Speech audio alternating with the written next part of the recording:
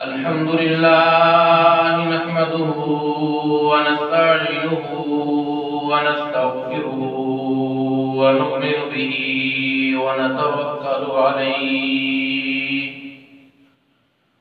ونعوذ بالله من شرور أنفسنا ومن سيئات أعمالنا من يهده الله فلا مضل له ومن يضلله فلا هادي له ونشهد أن لا إله إلا الله وحده لا شريك له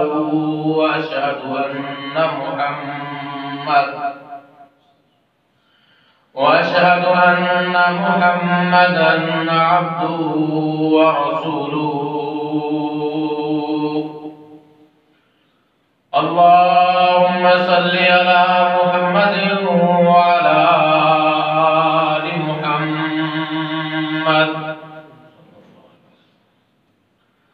كما صليت على إبراهيم وعلى آل إبراهيم إنك حميد مجيد اللهم بارك على محمد وعلى آل محمد كما باركت على إبراهيم وعلى آل إبراهيم إنك حميد مجيد اللهم انفعنا بما علمتنا وعلمنا ما ينفعنا وزدنا علما أما بعد فأعوذ بالله السميع العليم من الشيطان الرجيم بسم الله الرحمن الرحيم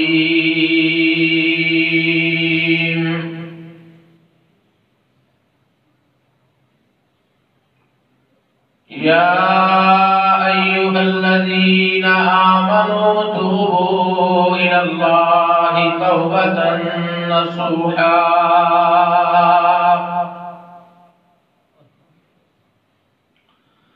وقال الله تعالى في مقام آخر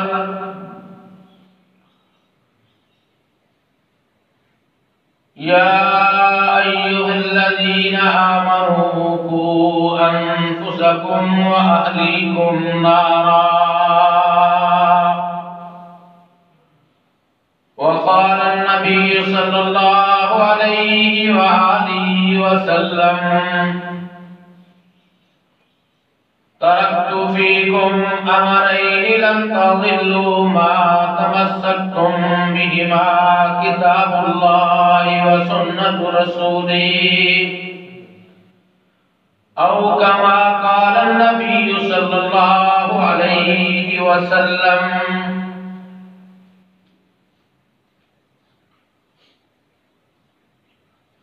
حضرات محترم ہر قسم کی حمد و ثنا اللہ وحدہ لا شریک کی ذات کے ساتھ خاص ہے جو ساری کائنات کا خالق اور مالک ہے۔ درود و سلام امام الحرمین سید الثقلین امام اعظم امام دین قائد اعظم رحمت للعالمین حضرت محمد کریم صلی اللہ علیہ وسلم کی ذات اقدس پر حضرات و حاضرین، گزشتہ نشست میں ہم نے جس عنوان پر بات کی تھی وہ عنوان تھا قرآن کا پیغام اہل ایمان کے نام۔ تو چند چیزیں آپ احباب کے سامنے عرض کی گئی تھی کہ قرآن نے جب اہل ایمان کو مخاطب کیا ہے تو بعض اوقات اہل ایمان کو کسی کام کرنے کا حکم دیا ہے اور بعض مقامات پر کسی کام سے روکا ہے، بعض مقامات پر اچھے اعمال کرنے پر جنت کی بشارت دی ہے اور بعض مقامات پر برے اعمال کی وجہ سے ذلت اور رسوائی کی خبر سنائی ہے۔ جن باتوں کا اللہ کا الحاکمین نے اپنے قرآن کے ذریعے سے اہل ایمان کو حکم دیا، ان میں سے 4 باتیں آپ احباب کے گوش گزار کی گئی تھی۔ سب سے پہلی بات یہ تھی کہ مدد صرف اللہ سے مانگنے کا حکم دیا ہے اللہ نے اہل ایمان کو، اور دوسرا حکم اہل ایمان کو اللہ نے یہ دیا کہ حلال اور حرام کے درمیان تمیز کرنی ہے، اور تیسرا حکم معاشرے کو پرامن اور پرسکون بنانے کے لیے قصاص اور دیت کا نظام قائم کرنے کا حکم دیا گیا، اور چوتھی بات ہمیں حقیقی اور پکا مسلمان بننے کی تاکید اور حکم دیا گیا کہ اسلام میں پورے کے پورے داخل ہو جاؤ۔ قرآن کا پیغام اہل ایمان کے نام 5واں پیغام اللہ کا الحاکمین نے سورہ البقرہ آیت نمبر 254 میں یوں دیا ہے، یا ایھا الذین آمنوا انفقوا مما رزقناکم، اے ایمان والو جو کچھ ہم نے تمہیں دیا ہے اس مال میں سے اللہ کے راستے پر خرچ کرو۔ یا ایھا الذین آمنوا انفقوا، خرچ کرو، مما رزقناکم، جو ہم نے تمہیں رزق دیا ہے۔ وہ رزق مال و دولت کی صورت میں بھی ہے، وہ رزق منصب اور جاہ و جلال کی شکل میں بھی ہے، وہ رزق صلاحیتوں کی شکل میں بھی ہے، وہ رزق وقت کی شکل میں بھی ہے۔ اللہ نے ہمیں حکم دیا ہے کہ جو کچھ میں نے تمہیں عطا فرمایا ہے اس میں سے کچھ نہ کچھ اللہ کے راستے میں ضرور خرچ کرو۔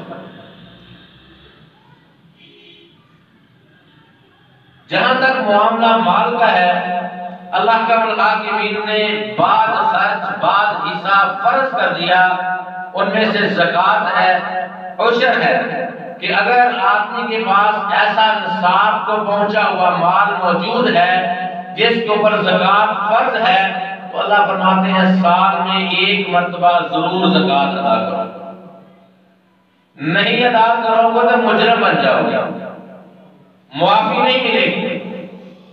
نبی کریم صلی اللہ علیہ وآلہ وسلم کے قلب اطہر پر جو قرآن نازل ہوا ہے وہ قرآن اس بات کی تاکید فرماتا ہے، والذین یکنزون الذھب والفضة ولا ينفقونها فی سبیل اللہ فبشرهم بعذاب علیم، کہ جن کو ہم نے رزق دیا اور وہ خاص حصہ اللہ کے راستے میں خرچ نہیں کرتے، اللہ فرماتے ہیں قیامت کا دن ہوگا ان کو میں عذابات کے اندر مبتلا کر دوں گا۔ کیسا عذاب ہوگا؟ اللہ فرماتے ہیں یوم یحمى علیہا فی نار جہنم فتکوی بہا جباہہم وجنوبہم وظہورہم، اللہ کا الحاکمین اس انسان کے مال کو جمع کر کے پورے مال کی مہر بنائیں گے، اس مہر کے ذریعے سے انسان کے جسم کو داغا جائے گا۔ اور حدیث میں آتا ہے کائنات کے امام نے فرمایا کہ اللہ کے الحاکمین اس کے مال کو ایک اژدہا کی شکل دے دیں گے، اور وہ اژدہا اقرع گنجا ہوگا، اس کی آنکھیں بڑی خوفناک ہوں گی، حدیث کے الفاظ ہیں آنکھیں خوفناک اور گنجا سانپ، اس آدمی کے اوپر مسلط کر دیا جائے گا، وہ اس کو ڈنگ مارے گا اور ڈنگ مار کر کیا کہے گا؟ انا مالوکا و انا کنزوکا، میں تیرا وہ خزانہ ہوں، میں تیرا وہ مال ہوں جو دنیا میں تو مجھے سنبھال کے رکھا کرتا تھا، جو اللہ نے فرض کیا اس کو فرض کو ادا نہیں کیا کرتا تھا۔ یہ زکوٰۃ کا معاملہ ہے۔ آدمی کے پاس مال پہنچا زکوٰۃ کے نصاب کو 7.5 تولے سونا ہے یا 52 تولے چاندی ہے یا 30 گائے یا بھینسیں ہیں یا 40 بکریاں ہیں یا 5 اونٹ ہیں یا 52 تولے چاندی کے برابر اس کے پاس مال و دولت موجود ہے اور اس کے اوپر سال گزر گیا ہے، وہ زکوٰۃ ادا نہیں کرتا، وہ دنیا میں مجرم ہے، آخرت میں مجرم ہے۔ اور ایک اور فرد ہے جس کے پاس اتنا مال نہیں ہے، نہ سونا ہے، نہ چاندی ہے، نہ بھیڑ بکریاں ہیں، نہ گائے بھینسیں ہیں، نہ اونٹ ہے، اور نہ ہی اتنی جمع پونجی ہے کہ اس نے سنبھال کے رکھی ہو، کچھ بھی نہیں، سرکل چل رہا ہے، جو آتا ہے کھاتا ہے اور پورا گزارا ہو رہا ہے۔ اللہ کے حاکمین اسے ترغیب دلاتے ہیں، اسے فرض نہیں، اس کو حکم نہیں، اس کو ترغیب دلائی ہے، اگر تو میرے راستے میں خرچ کرے گا میں تمہیں زیادہ عطا کروں گا۔ اسے حکم دیا کہ جس کے پاس نصاب پر پہنچا ہوا مال ہے اگر وہ خرچ نہیں کرے گا وہ دنیا و آخرت کے اندر مجرم ہے۔ جس کے پاس نصاب پر پہنچا ہوا مال نہیں، اسے ترغیب دلائی ہے تو بھی خرچ کر، تیرے بھی پیدا ہوگا۔ اللہ کا حکم ہے یا ایھا الذین آمنوا انفقوا۔ اب ایک سوال ہے، میں اور آپ اپنے آپ سے پوچھیں کہ ہم اپنے خاندان پر ایک مہینے کا کتنا خرچ کرتے ہیں اور اس کا کتنے فیصد ہم اللہ کے راستے میں خرچ کرتے ہیں؟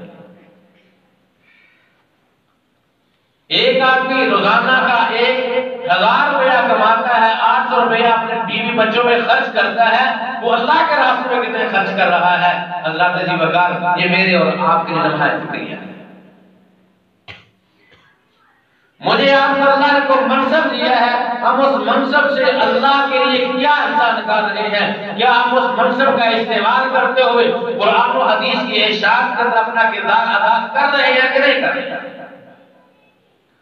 اللہ نے ہمیں وقت دیا 24 گھنٹے صحت تندرستی، اللہ کا الحاکمین ہمیں عطا فرمائی، 5 نمازوں کے لیے اللہ فرض وقت مانگ رہا ہے کہ 5 نمازیں تم نے ہر صورت ادا کرنی ہے، اور 1.5 گھنٹہ یا 2 گھنٹے تم نے ہر صورت مجھے دینے ہیں۔ اس کے علاوہ ہم اللہ کو کتنا وقت دیتے ہیں؟ اللہ کے دین کے لیے ہم نے کتنا وقت کیا ہوا ہے؟ حضرات جی وقار، جب ان سارے سوالات کا جواب ہم اپنے ضمیر سے مانگتے ہیں تو ضمیر کہتے ہیں تو نے کچھ بھی نہیں کیا۔ اپنے ضمیر سے مانگیے جواب کہ میں رزق، مال، منصب، جاہ و جلال اور وقت میں سے کتنا حصہ اللہ کے لیے خاص کر رہا ہوں۔ حضرات جی وقار، اٹھائیے مشرکین مکہ کی تاریخ کو، جن کے بارے میں ہم کہتے ہیں وہ کافر تھے۔ ابو جہل کا نام لے کر زندیق، ذلیل، پتہ نہیں کیا کیا کہتے ہیں۔ اللہ کا الحاکمین نے ان کے وصف کو قرآن میں بیان فرمایا ہے کہ وہ اپنے مال کے 2 حصے کیا کرتے تھے، ایک حصہ اللہ کے نام خاص کرتے، ایک حصہ اپنے معبودوں کے نام خاص کیا کرتے تھے۔ قرآن مجید سورہ الاعراف کے اندر اللہ نے مکمل ڈیٹیل بیان فرمائی ہے، وہ بھی اللہ کے لیے اپنے مال سے حصہ نکالا کرتے تھے۔ حضرات علی وقار، اگر ابو جہل نکالتا ہے مسلمان نہ نکالے تو اسے اپنے مسلمانی پہ اثر نو جائزہ لینا چاہیے۔ اللہ نے حکم دیا یا ایھا الذین آمنوا انفقوا مما رزقناکم۔ آگے اللہ نے بڑی پیاری بات ہے، فرمایا یوم من قبل ان یاتی یوم لا بیع فیہ ولا خلۃ ولا شفاعہ۔ وہ دن آنے سے پہلے جس دن تجارت نہیں ہوگی، یوم لا بیع، کوئی تجارت نہیں ہوگی، ولا خلہ، کوئی دوستی نہیں کام آئے گی، ولا شفاعہ، کوئی شفاعت نہیں ہوگی۔ جن دوستوں کے لیے ہم گلچھڑے اڑاتے ہیں، جن دوستوں کے اندر بیٹھ کر ہم اپنے مال کو ضائع کرتے ہیں، اپنے مال کو اللہ اکبر کبیرہ مختلف انداز کے ساتھ ضائع کرتے ہیں، اس دن یہ دوست بھی ساتھ چھوڑ جائیں گے۔ قرآن کہتا ہے یوم یفر المرء من اخیہ وامہ وابیہ وصاحبتہ وبنیہ، اللہ فرماتے ہیں والدین ساتھ چھوڑ جائیں گے، بیوی بچے ساتھ چھوڑ جائیں گے، بھائی بہنیں ساتھ چھوڑ جائیں گی۔ یقیناً آئے گا وہ دن کہ جب محشر برپا ہوگا، غم کے مارے اس دن بھائی سے بھائی جدا ہوگا۔ وہ دن آنے سے پہلے پہلے، موت کا وقت آنے سے پہلے پہلے، سانس اٹکنے سے پہلے پہلے اللہ فرماتے ہیں خرچ کرو، اللہ کے راستے میں خرچ کرو۔ کم از کم ہم جتنا جیب خرچ روزانہ کا اپنے ایک بچے کو دیتے ہیں، کم از کم ہمیں اتنا تو روزانہ اللہ کے راستے میں خرچ کرنا چاہیے۔ زیادہ نہیں کر سکتے، جتنا جیب خرچ ہم اپنے ایک بچے یا ایک بیٹی کو دیتے ہیں، ایک بچے کی سیمیسٹر فیس جو ہم دیتے ہیں، اس کا کچھ نہ کچھ حصہ تو ہمیں اللہ کے راستے میں خرچ کرنا چاہیے۔ اگر ہمارے یہاں صورتحال کیا ہے، جو نوٹ باہر دکان پہ نہیں لگتا مسجد کے گلے میں ڈال دیتے ہیں، جو نوٹ باہر دکان مارکیٹ پہ نہیں چلتا ہم مسجد کے گلے میں ڈال دیتے ہیں۔ حضرات عزیز وقار، ہمارا جو مسجد میں دینے کا رواج ہے 10 روپے سے زیادہ بنتے ہی نہیں ہے۔ 10 روپے سے زیادہ ہم مسجد میں ڈالنا اپنے لیے پتہ نہیں کیا سمجھتے ہیں۔ حضرات عزیز وقار، یہ لمحہ فکر ہے میرے اور آپ کے لیے، حالانکہ اللہ نے حکم دیا ہے خرچ کرو۔ چھٹا حکم اللہ تبارک الحاکمین نے ہمیں دیا ہے وہ یہ ہے الشیطان یعدکم الفقر ویأمرکم بالفحشاء، شیطان سے بچ کے رہنا ہے۔ جب تم اللہ کے راستے میں خرچ کرو گے، خرچ کرنے کا ارادہ بناؤ گے، شیطان آڑے آئے گا اور کہے گا نہیں کر لگے، مر جائے گا، بھوکا مر جائے گا، تیرے بچے ہی کر گیا۔ الشیطان یعدکم الفقر وَيَأْمُرُكُمْ بِالْفَحْشَاءِ، حضرت عزیز وقار، اللہ کے حاکمین نے اگلا حکم دیا، فرمایا اللہ کے راستے میں خرچ کرنے کے بعد پھر دو ٹرینڈ بنتے ہیں۔ بعض لوگ خرچ کرتے ہیں لوگوں کو دکھانے کے لیے کہ میں خرچ کروں، اللہ اکبر کبیرہ۔ کورونا کے دنوں میں بڑی اس طرح کے معاملات دیکھنے میں آئے، خرچ کرنے والے خرچ کرتے ہیں، 5 کلو کا تھیلے کا آٹے کا تھیلا دیا جا رہا ہے اور 5 لوگ مل کے تصویر بنا رہے ہیں۔ 5 لوگ مل کے اس تھیلے کو اٹھا کر اس کی تصویر بنا کر سوشل میڈیا پر پھینک کر لوگوں کو وہ بتا رہے ہیں کہ ہم نے یہ کیا، ہم نے یہ کیا۔ کاش ہم نے صحیح بخاری کی وہ حدیث پڑھی ہوتی، رسول کریم صلی اللہ علیہ وسلم نے ارشاد فرمایا تھا کہ قیامت کی آگ کو 3 قسم کے لوگوں سے سلگایا جائے گا۔ 3 قسم کے لوگوں کو سب سے پہلے جہنم کی آگ میں پھینکا جائے گا۔ ان میں سے ایک وہ ہے جس نے اپنی جان قربان کر دی، اللہ کے راستے میں قربان کر دی ظاہری طور پر۔ دوسرا وہ ہے جو قرآن پڑھتے پڑھتے دنیا سے چلا گیا، خوبصورت آواز کے ساتھ قرآن پڑھنے والا، واعظ و نصیحت کرنے والا۔ اور تیسرا وہ ہے جو غرباء کی مدد کرنے والا۔ اللہ کے حاکمین ان تینوں کو اٹھائیں گے، جہنم میں پھینک دیں گے۔ ان کا قصور کیا ہوگا؟ اللہ فرمائیں گے تم نے یہ سارے کام لوگوں کو دکھانے کے لیے کیے تھے، لوگوں نے تمہیں سب کچھ کہہ دیا، لیکن آج میرے پاس تمہارے لیے کچھ بھی نہیں ہے۔ خرچ کرنے کے بعد ایک سسٹم، ایک جو ٹرینڈ ہے وہ ریاکاری ہے، لوگوں کو دکھاؤ۔ دوسرا ٹرینڈ کیا ہے کہ کسی کو رمضان المبارک کے اندر راشن ڈلوا دو اور پورا سال اس کو اپنا غلام بنا لو، پورا سال اس کو اپنا غلام بناؤ، اپنا نوکر بناؤ۔ جب تم آواز دو وہ تمہاری آواز میں لبیک کہتا ہوا نہ آئے، اگر نہیں آتا تو آئندہ سال کو راشن نہیں دیا جائے۔ اس طرح کے سینکڑوں ہزاروں واقعات ہم نے اپنی آنکھوں سے دیکھے۔ اللہ فرماتے ہیں یا ایھا الذین آمنوا لا تبطلوا صدقاتکم بالمن والأذى، اے ایمان والو جب تم اللہ کے راستے میں خرچ کرتے ہو تو کسی کو تکلیف دے کر یا احسان جتلا کر اپنے صدقوں کو ضائع نہ کرو۔ خرچ اللہ کے لیے کرنا ہے، کسی کو اپنا غلام بنانے کے لیے یا اپنا نوکر بنانے کے لیے یا اپنی آواز پہ لبیک کہلوانے کے لیے خرچ نہ کرو۔ اگر ایسا کرو گے تو تمہارے اعمال ضائع ہو جائیں گے۔ اس کے بعد اگلی بات اللہ کے الحاکمین نے ارشاد فرمائی جو میرے اور آپ کے لیے بہت ضروری ہے۔ اللہ کے الحاکمین فرماتے ہیں یا ایھا الذین آمنوا اتقوا اللہ، اے ایمان والو اللہ سے ڈر جاؤ۔ یہ ساتویں بات ہے، ساتواں حکم ہے، ساتواں پیغام ہے، یا ایھا الذین آمنوا اتقوا اللہ، اے ایمان والو اللہ سے ڈر جاؤ۔ ڈرنے کے بعد کرنا کیا ہے؟ وَذَرُوا مَا بَقِیَ مِنَ الرِّبَا، سود کو چھوڑ دو، سود کو ختم کر دو، سود کو اپنی زندگیوں سے ڈیلیٹ کر دو۔ اللہ کا حکم ہے کہ سود کے اندر کسی بھی انداز سے ملوث نہیں ہونا۔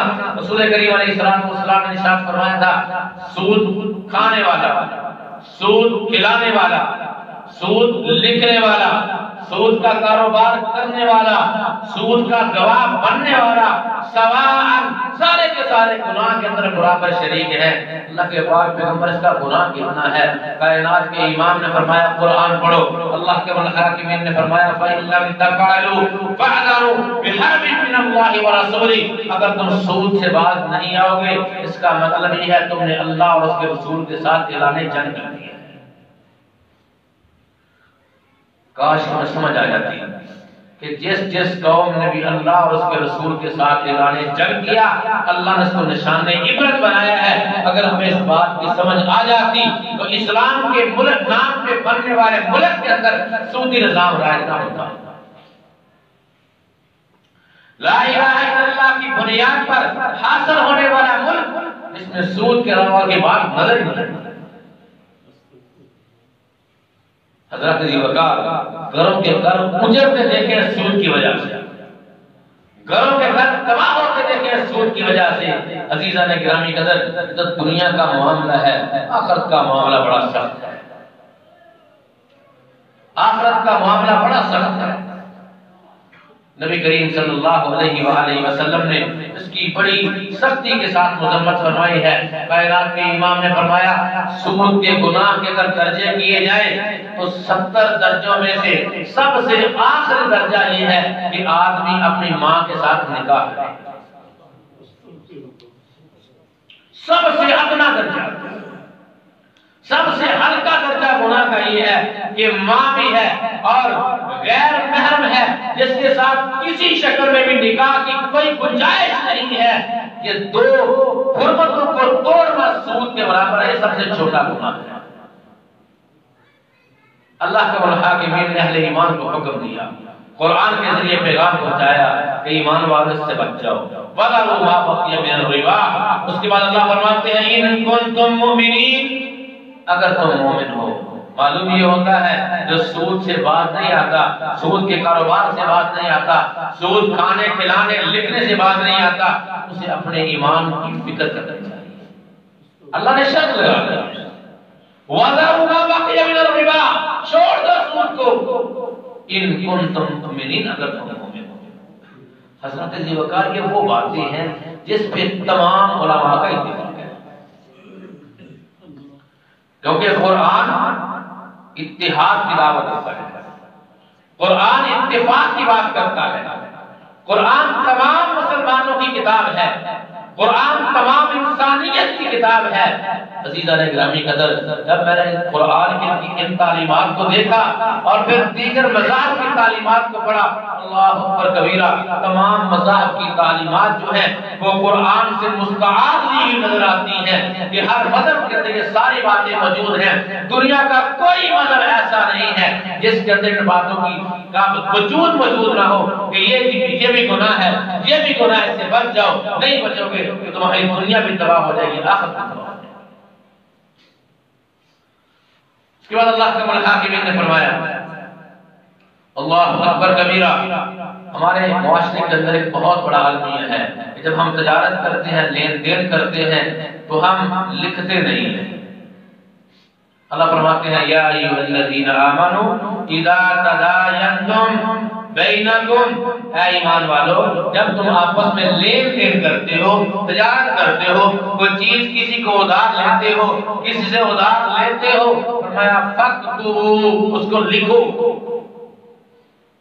کیوں؟ لکھی ہوئی چیز تمہارے لیے حجت ہوتی ہے، تحریر تمہارے لیے دلیل ہوتی ہے۔ حضرت ابی بکر ہمارے معاشرے کے اندر کئی بڑے بڑے دوست، بڑے بڑے خاندان جو ہیں آپس میں الجھ پڑتے ہیں بنیاد پر، وہ کہتا ہے میں تمہیں یہ مال دیا تھا، وہ کہتا ہے میں نے لیا نہیں ہے۔ اگر لکھا ہوتا، تحریر ہوتی تو یہ نزاع اور لڑائی نہ بنتی۔ اللہ نے حکم دیا جب تم لین دین کرو، تجارت کرو، ایک دوسرے کے ساتھ تمہارا لین دین ہو، فَاكْتُبُوا، لکھو اسے۔ حضرت ابی بکر اللہ کے الحاکمین نے ایک اور مقام پر اس بات کی مکمل ڈیٹیل بیان فرمائی ہے۔ اگر تمہیں لکھنا نہیں آتا تو پھر کیا کرنا ہے؟ کسی سے لکھوا لو۔ خود لکھنا نہیں آتا کسی سے لکھوا لو۔ اگر وہ لکھنے سے انکار کرتا ہے، اللہ اکبر کبیرہ، تو میں پھر یہاں تک بس نہیں، لکھنا ہے، ساتھ گواہ بھی ڈالنے ہیں کہ میں نے فلاں بندے کے سامنے تجھے یہ مال دیا تھا، فلاں بندے کے سامنے میں تجھے یہ پیسے دیے تھے۔ فرمایا اگر مرد دو نہ ملے تو پھر ایک مرد اور دو عورتوں کو گواہ بنا لو، لین دین کا معاملہ کلیئر ہے۔ تجارت کا بنیادی اصول ہے۔ اللہ کے حاکم نے فرمایا احل اللہ البیع وحرم الربا، اللہ نے تمہارے پر تجارت کو حلال کیا ہے، تو تجارت کے اصول بھی بتائے ہیں، تجارت کے طریقے بھی بتائے ہیں۔ ہاں اگر لکھنے والا موجود نہیں ہے، وہاں تمہارے علاوہ کوئی اور ہے ہی نہیں، یہ ایک علیحدہ معاملہ ہے، لیکن اس کے باوجود بھی اللہ کے الحاکم کا جو حکم ہے وہ یہ ہے لکھو کہ تمہارے اندر، تمہارے معاملات کے اندر کسی قسم کی کوئی پریشانی اور نزاع نہیں آئے۔ اللہ کا الحاکمین نے فرمایا ایمان والو یہودیوں اور عیسائیوں سے بچ کے رہنا، یہودیوں اور عیسائیوں سے بچ کر رہنا، ان کی اطاعت نہیں کرنا، کسی بھی غیر مسلم کی بات کے پیچھے نہیں لگنا۔ سورہ آل عمران اللہ فرماتے ہیں یا ایھا الذین آمنوا ان تطیعوا الذین کفروا یردوکم علی اعقابکم فتنقلبوا خاسرین۔ ایمان والو کسی بھی غیر مسلم کافر کے پیچھے نہیں لگنا، اس کی بات نہیں ماننا، اس کی باتوں میں نہیں آنا، اس کی لچے دار اور جو سبزہ واقعہ دکھاتے کے پیچھے نہیں پڑنا۔ اگر پڑھو گے یا ایھا الذین آمنوا ان تطیعوا الذین کفروا یردوکم علی اعقابکم، وہ تمہیں تمہارے دین سے لٹا دیں گے، دین سے پھیر دیں گے، کفر کی طرف لے کر جائیں گے۔ حضرت ابی بکر کیسے ہو سکتا ہے وہ کافر اور مسلمان کا دوست؟ تو یہ ہو نہیں سکتا۔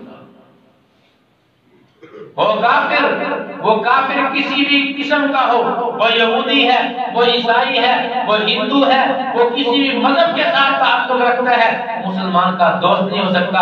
اللہ کے الحاکمین نے ان کی جو ہے مختلف کیٹیگریاں بیان فرمائی، فرمایا لَتَجِدَنَّ أَشَدَّ النَّاسِ عَدَاوَةً لِلَّذِينَ آمَنُوا الْيَهُودَ وَالَّذِينَ أَشْرَكُوا وَلَتَجِدَنَّ أَقْرَبَهُم مَّوَدَّةً لِلَّذِينَ آمَنُوا قَالُوا إِنَّا نَصَارَىٰ۔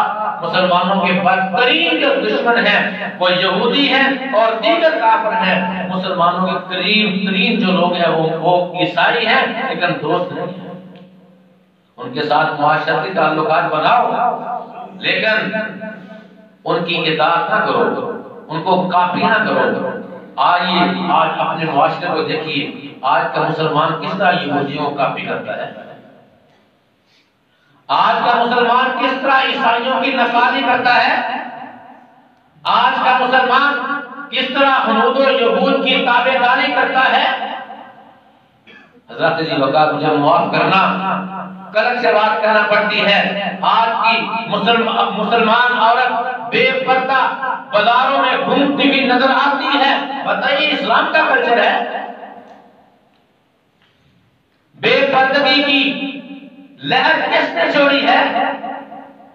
آج کا مسلمان نوجوان روزانہ اٹھ کر اپنی داڑھی کو، اپنے نبی کی سنت کو نالی میں بہاتا ہے، کہاں سے سیکھا ہے ہم نے؟ کیا یہ طریقہ جناب رسول اللہ نے بتایا تھا؟ کیا یہ طریقہ خلفائے راشدین نے بتایا تھا؟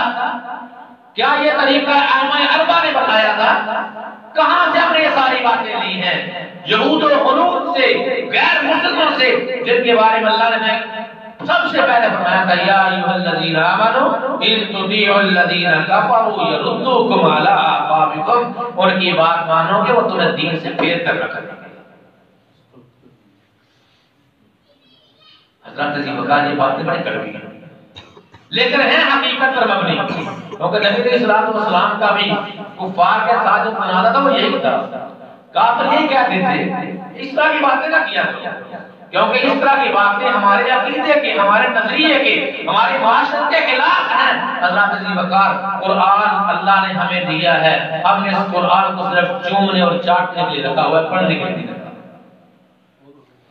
ہم نے اس قرآن کو صرف خوشبو میں بسانے کے لیے رکھا ہے، ہم نے اس قرآن کو صرف قسم اٹھانے کے لیے رکھا ہے، ہم نے اس قرآن کو صرف اپنی بیٹی کو گھر سے رخصت کرنے کے لیے، سایہ ڈالنے کے لیے رکھا ہے۔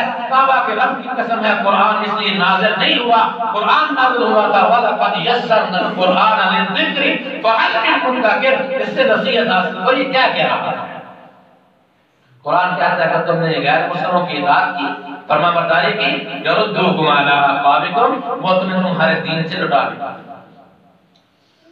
یہاں پر کافروں کی بات فرمائی، اور سورہ آل عمران کے ایک اور مقام اللہ فرماتے ہیں یا ایھا الذین آمنوا ان تطیعوا فریقا من الذین اوتوا الکتاب یردوکم بعد ایمانکم کافرین، اگر تم نے یہودیوں اور عیسائیوں کی ایک جماعت کی پیروی کی تو وہ تمہیں کفر میں لٹا دیں گے، تمہیں کافر بنا کے چھوڑیں گے۔ قرآن نے واضح کہا ہے وَلَن تَرْضَىٰ عَنْكَ الْيَهُودُ وَلَا النَّصَارَىٰ حَتَّىٰ تَتَّبِعَ مِلَّتَهُمْ، وہ تب تک تم سے راضی نہیں ہوں گے جب تک تم ان کے دین کو قبول نہیں کر لیتے۔ حضرات اپنے معاشرے کو دیکھیے، اپنے گھروں کے ماحول کو دیکھیے کہ ہم نے یہ ساری چیزیں کہاں سے ملتی ہیں۔ اللہ اکبر کبیرہ۔ اگلا حکم اللہ کا الحاکمین نے سورہ آل عمران کی آیت نمبر 102، 3، 4 اور 5 کے اندر بیان فرمایا۔ پہلی بات یا ایھا الذین آمنوا اتقوا اللہ حق تقاتہ ولا تموتن الا وانتم مسلمون، ایمان والو اللہ سے ڈرو جس طرح ڈرنے کا حق ہے۔ کس طرح ڈرنے کا ہے؟ اللہ اکبر کبیرہ۔ حق تقاتہ کس طرح ڈرنے کا حق ہے؟ کائنات کے امام علیہ السلام نے ارشاد فرمایا تھا اتق اللہ حیث کنت خالیا، جب تو علیحدہ ہوتا ہے تیرے پاس کوئی نہیں ہوتا، تمہیں دیکھنے والا کوئی نہیں، تب اللہ سے ڈرا۔